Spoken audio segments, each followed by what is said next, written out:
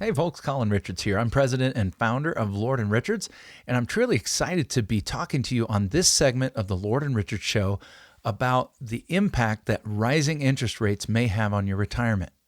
And this is an important subject. As you know, we've been experiencing a rising interest rate environment for some time.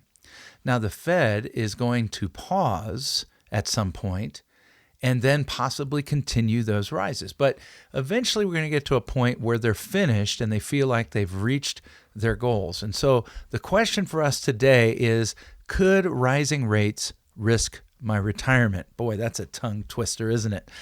So here's the question. As we prepare for the future date of our retirement, or maybe you're already in it and enjoying it, the big question everybody is asking, I get asked this at every one of my workshops, I get asked this in communication, is do I have enough income?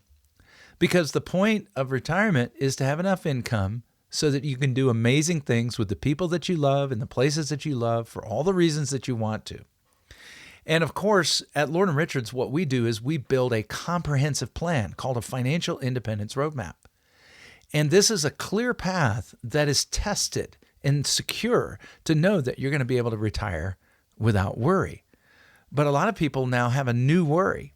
And they say, well, Colin, will my plan stand up to record inflation and rising interest rates that I'm seeing in the headlines and that the news gets me all worked up about?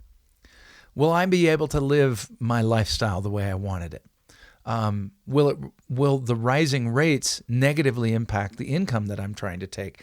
And are there other ways to take income in retirement that won't be so sensitive? So what I want to start talking to you about on this subject of whether rising interest rates could risk your retirement is what we typically see in people's portfolios and how that may be impacted. Now, most of the portfolios that people bring in for us to test and review in our financial independence review process have some combination of stocks and bonds. Now, some of you may have other types of investments, but these are two staples that are typically seen. And folks have been told for years, hey, a good combination of stocks and bonds will provide you a little safety and a little bit of opportunity. The opportunity in the stocks, moderate growth, and safety in the bonds. The question is, are bonds really the safer alternative in the portfolio? Well, we learned last year, we learned in 2022, and we also learned in 2008, and we've had other time periods, but especially in 2022, that bonds are not a 100% safe solution. They are not. You say, well, what if they're invested in the federal government? Well, what's not safe about them is their pricing. Their pricing changes, as well as the value of your portfolio, depending on the way interest rates go. And what we learned last year is that if you've been in a low interest rate environment and you've invested in bonds, and maybe you're taking income off of those bonds, that when the Fed raises rates, suddenly your good old-fashioned low interest rate bonds aren't all that attractive to new investors. And when it comes time to unload those, you may find that you have not gotten your principal returned.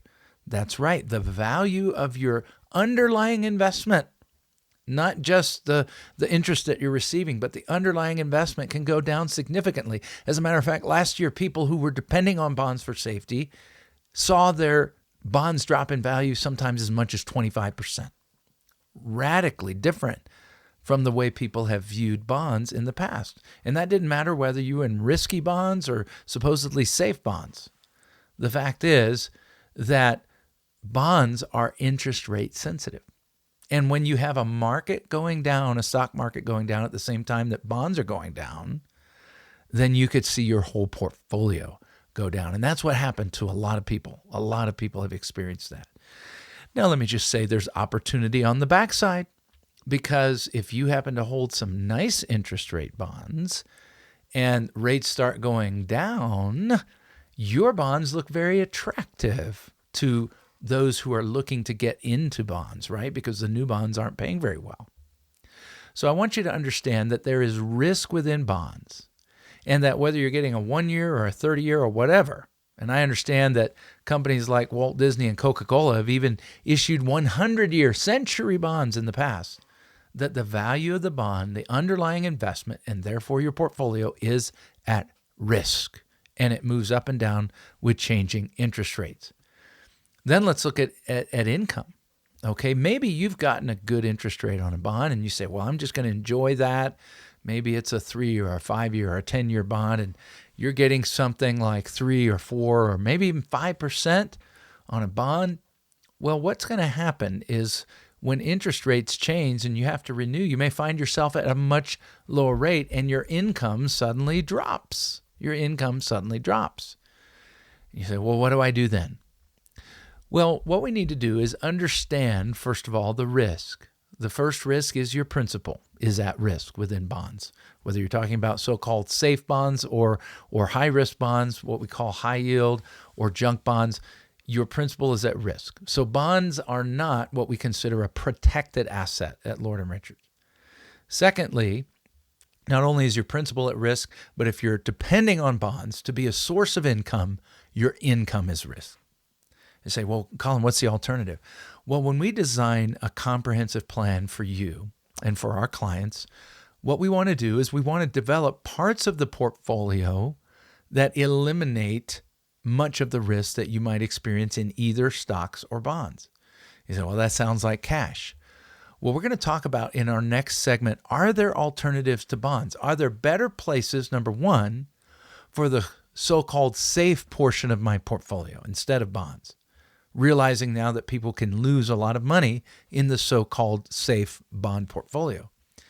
And then number two, are there better ways to generate consistent and reliable income than bonds? And the good news is the answer is yes.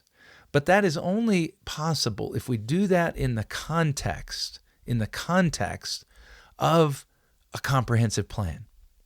You say, well, what can rates do? How at risk am I? Well, let me just tell you something. In 1981, target interest rate was 20%. 20%. Wow. That would be great as an investor, terrible as a borrower, and even more terrible to the value of your bond portfolio.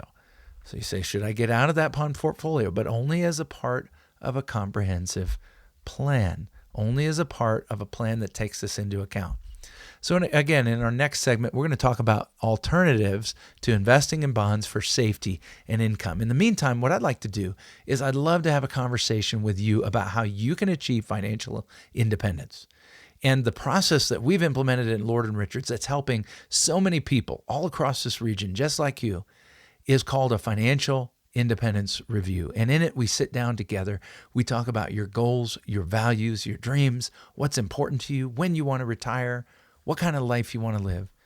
And then what we do is we come alongside and we help you build a plan to achieve financial independence so you can retire without worry and do amazing things with the resources God has put at your disposal.